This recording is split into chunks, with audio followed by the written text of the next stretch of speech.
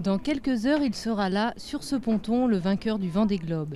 Et le public est déjà prêt pour l'accueillir. Comme cette famille qui a décidé de venir sous la pression de son petit garçon de 4 ans et demi. Il regardait sur le site du Vendée Globe tous les jours où en étaient les skippers, où en étaient les bateaux. Donc là, effectivement, jeudi, quand on a vu que Gabar arrivait dimanche, on a dit bah ok, tu vas aller voir l'arrivée.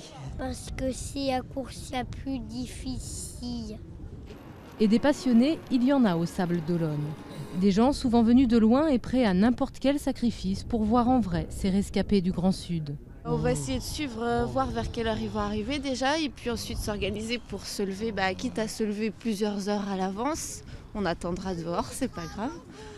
Les restaurateurs, eux aussi, s'activent. Lors du départ de la course, près d'1 million de personnes sont passées au sable. Une fréquentation record. Mais certains, comme le patron du Petit Louis, qui a suivi toutes les éditions du Vendée Globe, regrettent une moindre disponibilité des skippers. Ils sont souvent dans les quartiers VIP, les machins, ils sont toujours pris, quoi. C'est des gens qui sont toujours pris.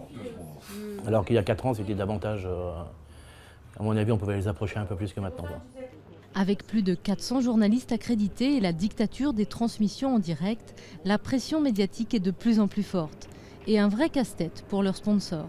Il faut lui préparer son arrivée, lui donner le temps de se ressourcer, de se reposer, qu'il n'ait pas une pression trop forte non plus entre la solitaire et puis l'arrivée avec une foule. Donc il va falloir faire très attention et on fera attention à le ménager aussi. D'autant qu'avec une mauvaise météo annoncée pour l'arrivée, les organisateurs ont décidé d'interdire les sorties en mer. Résultat, sûrement encore plus de monde que d'habitude sur le ponton.